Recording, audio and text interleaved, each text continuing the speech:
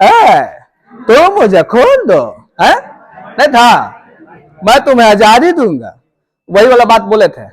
सबसे पहले क्या लिखते हैं, इनका जन्म। सुभाष चंद्र बोस का जन्म कब हुआ था? तो 23 जनवरी 1897। 23 जनवरी 1897 कहां हुआ था? तो उड़ीसा का एक जगह है जिसका नाम है कटक।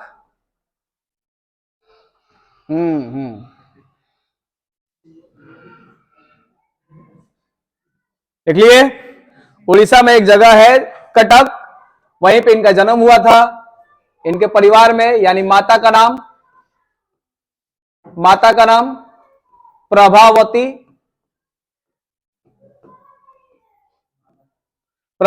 बोस।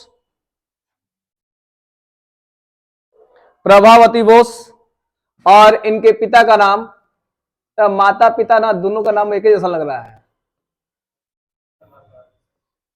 जानकी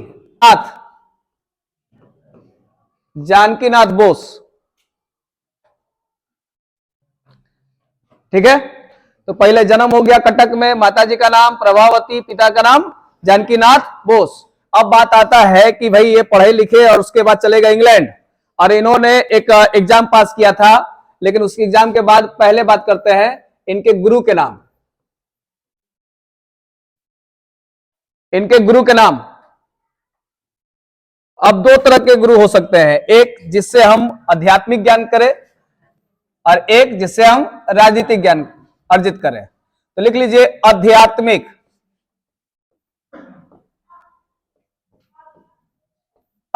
गुरु,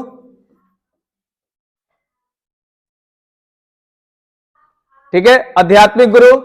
और यहां पर लिखते हैं कोच्चि राजनीतिक गुरु।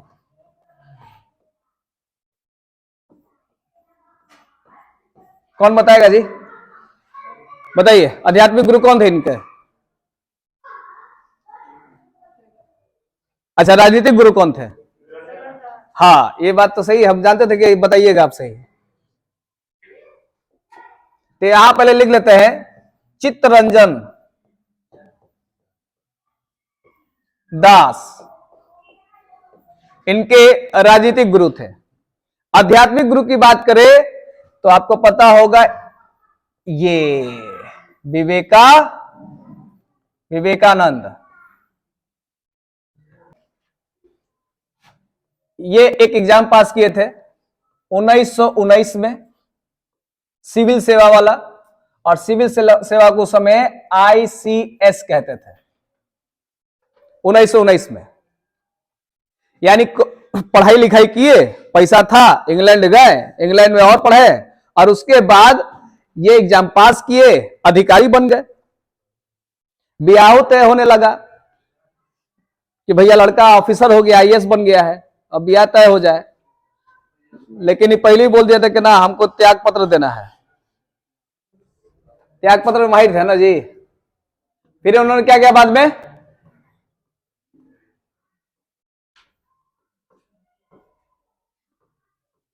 त्याग पत्र दे दिए।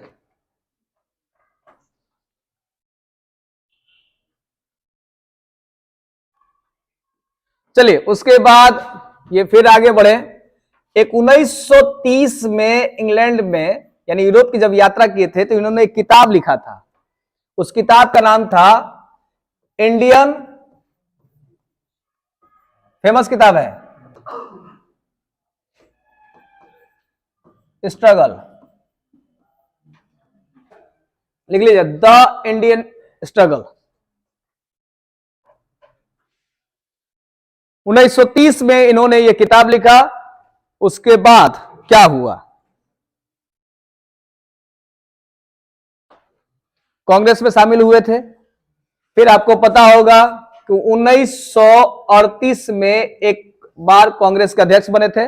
कहां पे? तो हरिपुरा में, याद होगा।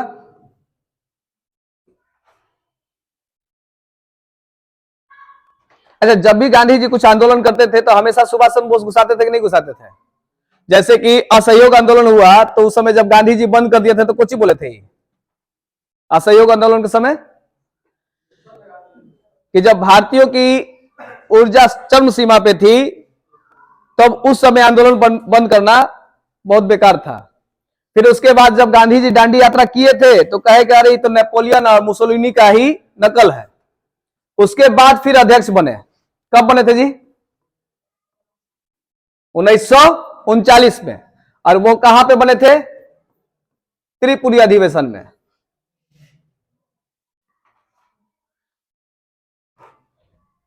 अब ये बात हम बताए हुए थे कि त्रिपुरी अधिवेशन में क्या हुआ था। इनके प्रतिद्वंदी कौन थे? रमैया साहब थे। अब रमैया साहब जीते थे या हारे थे? और रमैया साहब को समर्थन कौन दिया था? तो गांधी जी मुंह फुलाए थे या खुश थे? मुंह फुला दिए थे। अच्छा ये बताइए, कुछ समय के बाद क्या सुभाष चंद्र बोस ने त्याग पत्र दिया था कि नहीं दिया था? तो जी इस अधिवेशन में इन्होंने क्या कर दिया? त्याग पत्र दे दिया। फिर से क्वेश्चन आता है कि इनके त्याग पत्र देने के बाद उस समय कांग्रेस के अध्यक्ष कौन बने थे? कौन बने थे? राजेंद्र प्रसाद को अध्यक्ष बनाया गया था। तो नॉर्मली एक छोटा मोटा इतिहास है जो इसको जानना। अब इसके बाद की कहानी को जानना हम लोग को, क्योंकि इसके बाद की कहानी ही तो मेन है।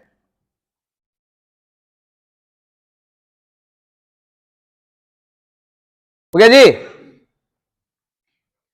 चलिए जरा अब थोड़ा सा मैप बनाते हैं।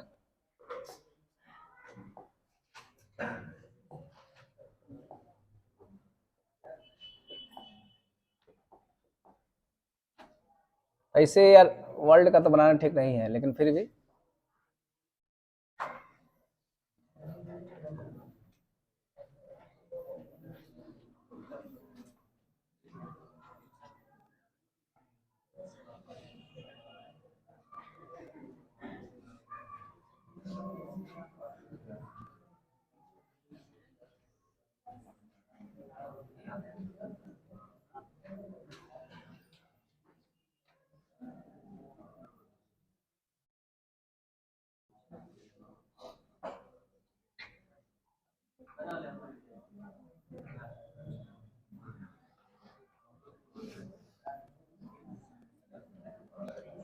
चलिए बनाइए जल्दी एक मानचित्र बनाइए और फिर उसके बाद इनकी यात्रा को देखते हैं। अगर हम भारत बनाते हैं,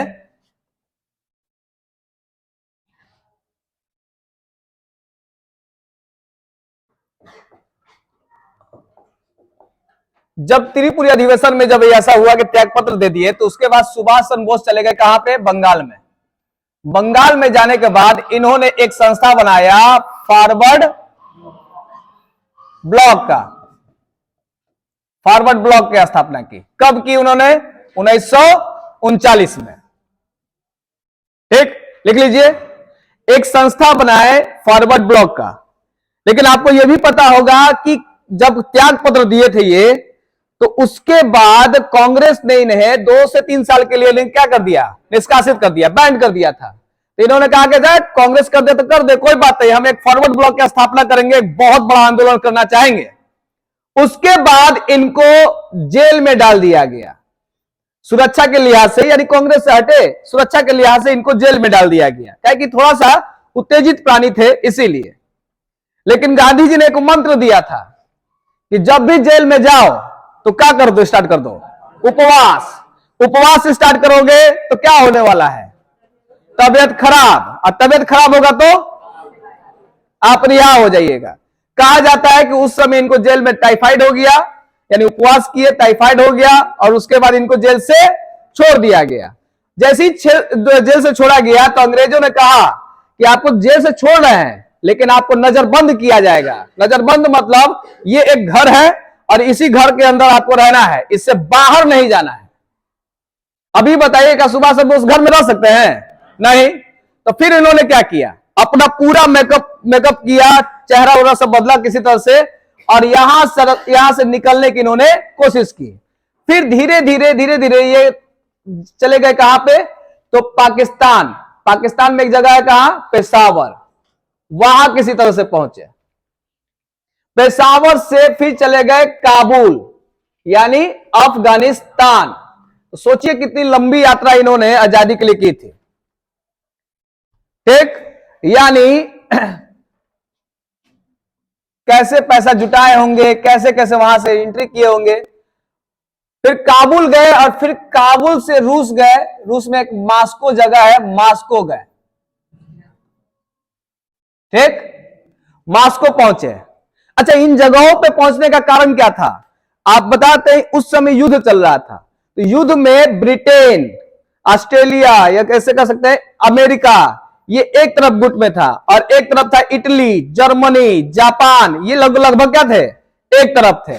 इसीलिए ये इस तरह का रूट पकड़े थे जहां पे ब्रिटिश का ज्यादा अथी ना हो। ठीक, अब यहां देखिए, रूस मास्को से पहुंचे कहां पे, तो जर्मनी। जर्मनी का एक जगह है जिसका नाम है बर्लिन। बर्लिन पहुंचने के बाद वो मिले थे किससे, हिटलर से। हिटलर बड़ा खुश हुए। ठीक, मिले, बोले कि ठीक है यहां से कुछ काम कीजिए, आपको एक सुविधा देते हैं। और सुविधा दिए थे क्या, बर्लिन में रेडियो चलाने की। ना हाँ बोल रहे थे ना ना बोल रहे थे। जैसे आप किसी से पैसा मांग लीजिए और पैसा तो कहेगा हाँ हाँ दे रहे हैं, दे रहे हैं, हाँ दे रहे हैं। मिलेगा नहीं। लेकिन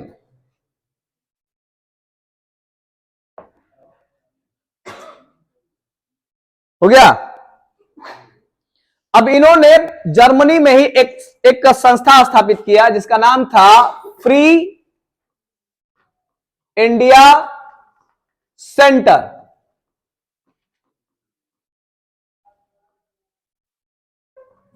फ्री इंडिया सेंटर। और रेडियो से ब्रिटिश के खिलाफ बहुत प्रचार करने लगे। बोले कि ये सब बहुत कमीना है, ये सबको तो मार के भगाना चाहिए, ये सब गधा है, कुत्ता है, कमीना है, ऐसे लोग बोलते थे होंगे शायद। लोगों को जागृत करने के लिए ये सब काम कर रहे थे। एक चीज और है, जापान, मतलब ये लोग तो थोड़ा मजबूत चल रहे थे, लड़ रहे थे, बड़ा भिड़ रहे थे।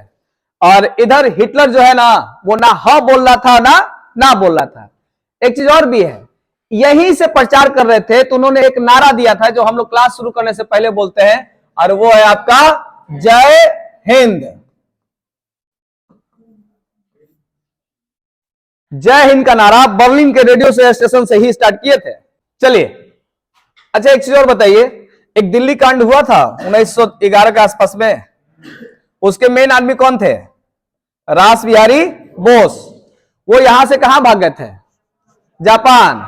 जापान में किसी से शादी किए थे, एजिलो से, है ना।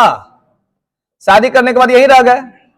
अब यहां पे जापान तो भाई ब्रिटेन के खिलाफ है, और यहां रास बिहारी बोस थे, और इनके एक मित्र थे जिनका नाम था कैप्टन मोहन सिंह।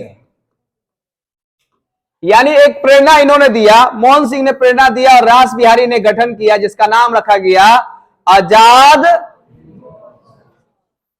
हिंद फौज। लिख लीजिए, आजाद हिंद फौज के गठन का प्रेरणा मोहन सिंह ने दिया था। और इसका गठन करने वाले कौन थे 1942 में, कौन थे जी, रास बिहारी बोस। कल्पना कैसे हुआ, जैसे मान लेते हैं ब्रिटेन अटैक कर रहा है जापान पर, और उसमें जितने भी सैनिक पकड़े जाते हैं और जितने भी भारतीय हैं उनको छोड़ दिया जाता था, यानी कैद कर लिया जाता था, और ब्रिटेन वाले को मार दिया जाता था। और जितने भी भारतीय कैदी थे उनको किसको सौंप दिया गया, मोहन सिंह को। मोहन सिंह धीरे धीरे सरकार बनाने लगे, एक फौज तैयार करने लगे, जरूरत से ज्यादा भी करने लगे, तो जापान वाले लोग गुस्सा गए। अब एक बार सम्मेलन ये कर रहे थे रास बिहारी बोस बैंकॉक से, और फिर इन्होंने भी कोशिश किया कि सुभाष चंद्र बोस कहां आ जाए, जापान आ जाए। तो फिर ये यहां से टुई और टुई गए, कहां पे, जापान, टोक्यो में, सॉरी, देख लीजिए 13 जून 1943 को सुभाष चंद्र बोस टोक्यो पहुंचे, पहुंच गए जी।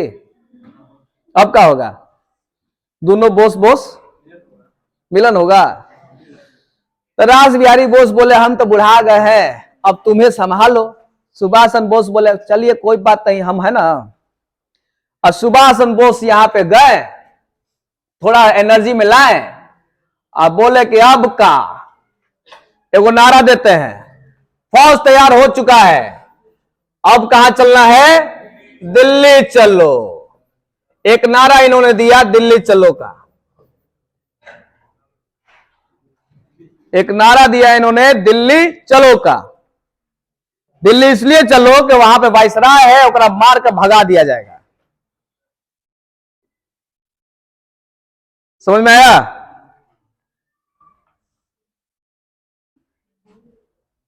दिल्ली चलो का नारा। फिर एक चीज और है, एक सरकार का भी गठन किए थे इन्होंने। सिंगापुर में एक अस्थाई सरकार का गठन की है। अस्थाई सरकार का गठन किए।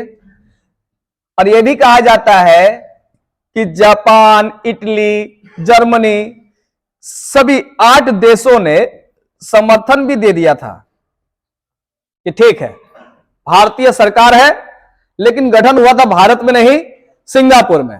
गठन करने वाले सुभाष चंद्र बोस। ठीक। फिर सुभाष चंद्र बोस सभी लोग को जुटाए, बोले कि एक काम करते हैं, 3 ब्रिगेड बनाते हैं, फौज की एक टुकड़ी। 3 नहीं 4 बनाए थे। कौन अच्छी इच्छा कर रहा है जी? डर सर्दी हो गया क्या?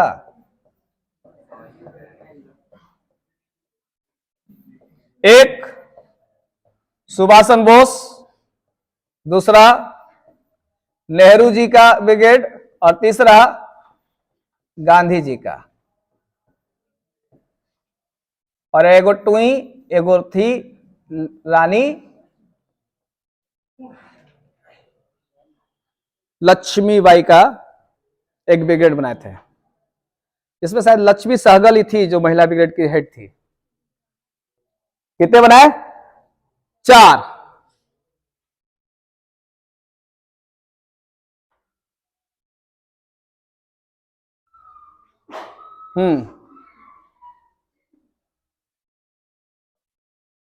हो गया।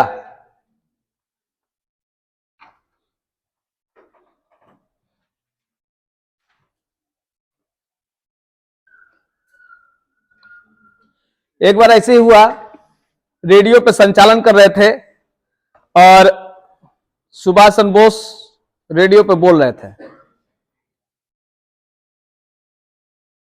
एक आदमी, एक चीज बताओ, तुम लोग पिताजी डांटते हैं, मारते हैं या क्या करते हैं?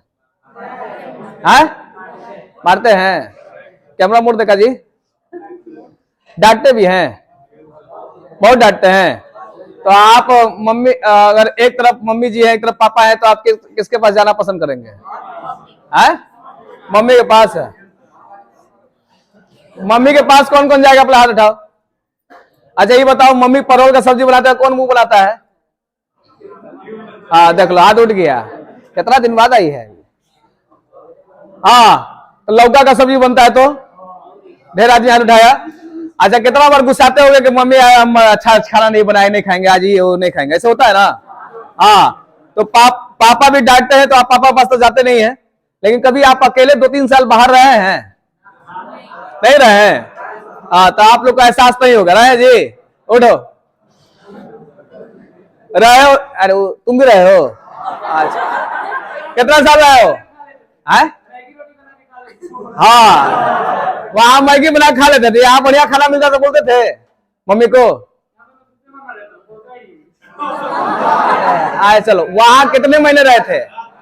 बाहर कितने महीने रहे थे? 1.5 साल। अब ये बताओ कि 1.5 साल में मम्मी के हाथ का खाना याद आ रहा था कि नहीं आ रहा था?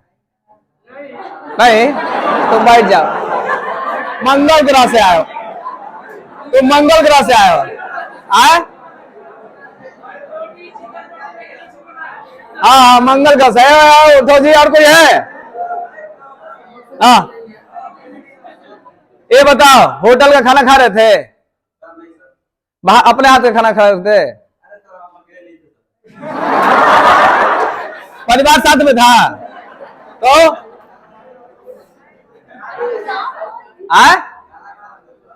नाना जी साथ आते थे। चल, और कोई जी? चल, और कोई रहता है? बाहर कोई रहा है? दिल्ली, मुंबई, कल कहा? उठो, लचको पड़े सबका। जो हाथ उठा तो उठो। हाँ, अकेले रहे हो? कहाँ रहे हो? कितने साल रहे हो? 1 साल रहे हो? 1 साल होटल में खाना खाते थे, खुद बनाते थे? अच्छा, खुद बनाने के बावजूद भी मम्मी का लग रहा था कि खाना वाना हाथ पे, मतलब जैसे, अच्छा, खाना की वजह से वापस आए। अच्छा, ये बताओ, वहां पे आजादी था? वहां पे आजादी था पटना में कुछ भी करने का? फिर भी हमेशा नहीं लगता था कि कुछ गार्जियनशिप रहे? मतलब ये याद आ रहा था कि पापा डांटते थे या निगरानी रखते थे? चलिए बैठ जाइए, सुनिए, बताते हैं। माता और पिता का वैल्यू तब समझ में आता है जब वो आपके साथ ना हो।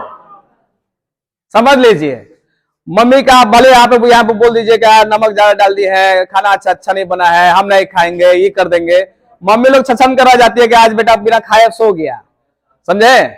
लेकिन आप लोग तो नौटंकी करते हैं। पापा डांटते हैं तो पापा से आप बोलते हैं कि पापा डांटिए मत, दिमाग मत खराब कीजिए, भाग उग जाएंगे तो अच्छा नहीं। तो आप पापा को भी बोल देते हैं, पापा भी बेचारे मसोट करा जाते हैं कि हम ज्यादा बोल दिए क्या, ज्यादा डांट दिए क्या, या ज्यादा मार दिए क्या, ये सोचते हैं। लेकिन आपके सामने तो एहसास नहीं दिलाते हैं। फिर जब आप बाहर जाते हैं, जब 1 साल 2 साल जब होने लगता है, तो आपको फ्री आजादी रहता है, आप कुछ भी कीजिए। एक हाथ में सिगरेट, एक हाथ में दारू रख ले रही है, कोई रोकने टोकने वाला नहीं है। लेकिन कुछ समय के बाद आपको एहसास होगा कि काश पापा कहीं से आते और बोलते कि बेटा चल घूमने चल, या ए बेटा थोड़ा सा हमको डांट देते हैं। या कुछ समय के बाद ऐसा लगता है ना कि हम ना होटल का खाना खा पा रहे हैं, ना कुछ भी आप लाते हैं ना, तो लगता है कि पैसा भी लग रहा है और खाना भी सही नहीं लग रहा है। हमेशा मन करता है कि कभी मम्मी आए और मम्मी सब्जी बना के खिला दे। ऐसा एहसास होता है। ऐसा हम कहें कि हम करीब 14 वर्ष तक बाहर रहे हुए हैं, ये हम जानते हैं। उसी तरह से एक चीज बताइए, सुभाष चंद्र बोस क्या गांधीवादी के नीति से खुश थे? जब भी कोई आंदोलन गांधी जी कर रहे थे तभी बगावत। यहां तक कि जब गांधी जी ने भगत सिंह को नहीं छोड़वाया था तो सुभाष चंद्र बोस ने क्या कहा कि इनको राजनीति करने नहीं आता है। लेकिन जैसे ही जब सिंगापुर पहुंचे और एक नया फौज बनाए तो इन्होंने रेडियो से संचालित किया और कहा कि मेरे राष्ट्रपिता गांधी जी, आपका आशीर्वाद चाहिए। भारत के राष्ट्रपिता गांधी जी, आपका आशीर्वाद चाहिए। मैं देश की आजादी के लिए एक फौज तैयार किया हूं और मैं देश को आजाद करके रहूंगा। कब कहा था? देखो, 6 जुलाई 1944 को, 45 को नहीं, इसी आसपास में इन्होंने कहा था, गांधी जी को संबोधित किया था राष्ट्रपिता। और ये बार बार क्वेश्चन आता है कि राष्ट्रपिता किसने कहा, तो आप कह दीजिएगा गांधी सुभाष चंद्र बोस ने। ठीक, तो सोचने वाली बात है, जब ये गांधी जी साथ में थे तो हमेशा बगावत, और जैसे ही दूर गए तो इन्होंने राष्ट्रपिता संबोधित किया। अब यहां से क्या होता था कि जापान की सैनिक लोग मिलकर और आजाद हिंद फौज की सरकार मिलकर आक्रमण करना शुरू किया, और धीरे धीरे ये लोग आगे बढ़ते गए, यहां तक कि रंगून तक पहुंच गए थे। और यह भी पता है, जब अस्थायी सरकार बनाए थे या आजाद हिंद फौज बना था तो रंगून को क्या बनाया गया था? मुख्यालय। ठीक, अब मुख्यालय बना हुआ था, यहां तक लोग पहुंचे भी थे। धीरे धीरे जापान ने क्या किया कि जो भारत का ये वाला पार्ट है, अंडमान और निकोबार, इसको आजाद करवा लिया। अब जैसे ही आजाद हो गया तो जापान ने कहा कि आजाद हिंद फौज आप ले लीजिए अपनी भूमि। बस सुभाष चंद्र बोस आए और इन पे अपना झंडा फहराए। और इन्होंने तिरंगा झंडा का भी अपनाया था। और अंडमान का एक नाम दे दिए, अंडमान, जिसका नाम दिया गया क्या, शहीद। ठीक। और निकोबार, निकोबार का इन्होंने नाम दिया क्या था, स्वराज। ठीक ना, स्वराज द्वीप। और यही कारण है कि जो गांधी जी, जो मोदी जी हैं, वो लगातार इन सब चीज को पढ़े हुए हैं या बहुत ज्यादा रिसर्च किए हुए हैं, तो वैसा ही कुछ बात करते हैं कि जिससे लोग खुश हो जाए। जैसे अब पूरा अंडमान का नाम ना चेंज करके हैवेलॉक का नाम चेंज करने लगे, रॉस का नाम चेंज कर लगे। अब वो 3 द्वीप का क्यों स्थापना किए थे, 3 द्वीप का किस लिए किए थे, नील को रख दिए शहीद, तो एक शहीद नाम दिया गया ना। अब हैवेलॉक को दे दिए वो स्वराज। अब दोनों नाम किसने दिया था, सुभाष चंद्र बोस, इसीलिए इन्होंने, और एक था रॉस, रॉस द्वीप, तो भाई रॉस का नाम क्या रख दिया इन्होंने, सुभाष चंद्र बोस, जिससे लोग क्या रहे, ज्यादातर ज्यादा खुश रहे। अब जैसे ही आजाद हुआ और जापान यहां पे उग्र चल रहा था, लेकिन तभी अमेरिका में आपको पता होगा कि परमाणु बम का निर्माण हो चुका था और 2 बम गिरा दिए गए, कहां पे, जापान में। जब इतना भयंकर जब अटैक हुआ, उसके बाद जापान क्या किया, आत्मसमर्पण। अब आत्मसमर्पण करने के कारण आजाद हिंद फौज को कोई भी जापान की तरफ से सपोर्ट नहीं मिला। अब नहीं मिला तो अब लास्ट में क्या हुआ, जापान के फौजियों को वापस बुला दिया गया। अब धीरे धीरे अब क्या बोलते हैं, सुभाष चंद्र बोस भी बोले कि लगता है वापस जाना पड़ेगा। और तभी वो एक जहाज में बैठे, और जहाज में बैठने के बाद टोक्यो जा रहे थे और बीच में दुर्घटनाग्रस्त हो गया। दुर्घटनाग्रस्त के बाद वो उनकी मृत्यु हो गई, लेकिन अभी तक भी कोई साक्ष्य नहीं है कि उनकी मृत्यु हुई थी उस समय कि नहीं हुई थी, उनकी बॉडी नहीं मिली या कोई प्रमाण अभी तक नहीं है। समितियां जांच कर रही हैं और इसमें बहुत सारा भी डिबेट होते रहता है, तो उस डिबेट में हमको पढ़ना ही नहीं है कि जो चीज हम लोग को पता ही नहीं है तो क्या करें हम लोग। कहा जाता है कि 18 अगस्त 1945 को टोक्यो जा रहे थे और फार्मोसा, फार्मोसा नामक जगह पर, जिसका नाम है ताइपेई, कुछ ऐसे ही है, इसी नामक जगह पे